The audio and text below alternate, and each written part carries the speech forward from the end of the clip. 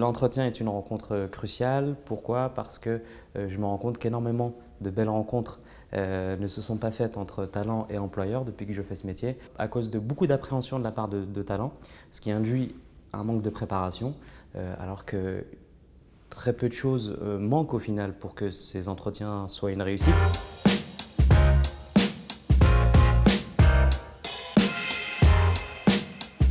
Concrètement, en fait, vous allez devoir faire preuve de méthodologie. Donc ça veut dire aller vous renseigner d'abord sur l'entreprise que vous allez rencontrer, sur les interlocuteurs aussi avec lesquels vous allez échanger, sur la façon de communiquer aussi peut-être de l'entreprise. Donc ça veut dire aller regarder les différents réseaux sociaux de cette structure. Ça renvoie beaucoup de choses parce qu'on montre qu'on s'est senti intéressé, qu'on s'est senti curieux par rapport à ce que l'entreprise a à proposer en termes d'environnement, de quotidien, de mission. Et ça rassure l'entreprise et la personne que vous allez rencontrer, l'employeur, dans sa capacité à vous projeter au sein de leur environnement. Un élément qui est fondamental aussi dans la préparation de l'entretien, ça va être vraiment la préparation de votre parcours, de vous, qui vous êtes, de façon synthétique, précise, concise, en illustrant si possible avec des exemples. Parce que du coup, l'entreprise, par la suite, aura plus de facilité à vous projeter sur des missions concrètement et aussi anticiper les missions pour lesquelles vous aurez besoin un peu plus d'accompagnement. Alors pour moi, il y a des questions qui vont être très importantes à préparer pour l'entretien. D'une part, pourquoi est-ce que les questions c'est important? Parce que pour vous, ça va être un moyen en fait d'avoir des éléments vraiment précis sur encore une fois l'entreprise, sa culture, etc. D'avoir une visibilité très concrète de ce qu'on va attendre de vous sur ce poste-là et tout simplement de savoir si ça va correspondre à vous, vos attentes sur la durée. Les questions vont être importantes aussi puisque ça va effectivement attester de votre motivation sur le poste et vraiment c'est comme ça que vous allez pouvoir faire la différence face à votre interlocuteur RH. Le moment de l'entretien, ça va vraiment être le moment où vous allez devoir séduire votre interlocuteur RH. Et encore une fois, vous allez devoir convaincre et persuader en un temps assez restreint. Alors dans un premier temps, ça va être les premières impressions. Chaque détail compte. Il ne faut pas oublier qu'on n'est pas la seule ou le seul candidat à être rencontré. Donc chaque détail va compter, soignez votre posture, votre tenue, tout ça compte. Moi, les conseils que je donne généralement, ça va être d'être soi-même parce que c'est aussi en fait l'occasion d'un entretien d'embauche de faire tomber un petit peu tous les filtres que vous avez sur vous, d'être vous-même, d'être naturel, d'être simple. Ce qui est important, c'est de prendre beaucoup de notes.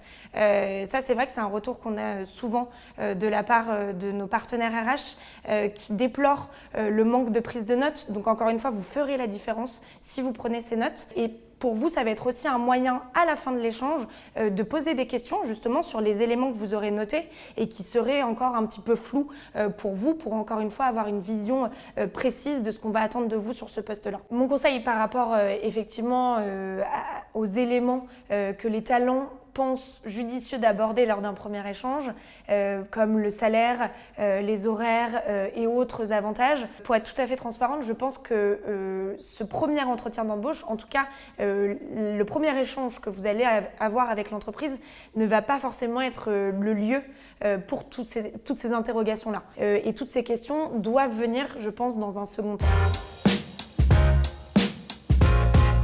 Après l'entretien, ce qui est important, je pense, la première étape, de toute façon, ça va être de faire un mail de remerciement à votre interlocuteur pour le temps qu'il vous a accordé. Et puis, ça peut être aussi l'occasion, effectivement, après une introspection de votre part qui, je pense, est très importante, à savoir est-ce que le poste vous a plu?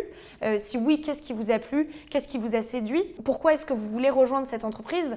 Donc, une fois que vous avez fait cette introspection-là, dans votre email de remerciement, vous pouvez également joindre des éléments de motivation. Il faut se dire qu'aller à l'entretien, c'est bien plus que postuler à une entreprise, une simple fait de postuler, mais c'est aussi se nourrir, connaître une entreprise, rencontrer des personnes et ça nous servira à quoi qu'il arrive. Donc ne pas se dire qu'un entretien qui au final ne s'est pas passé comme prévu nous a servi à rien.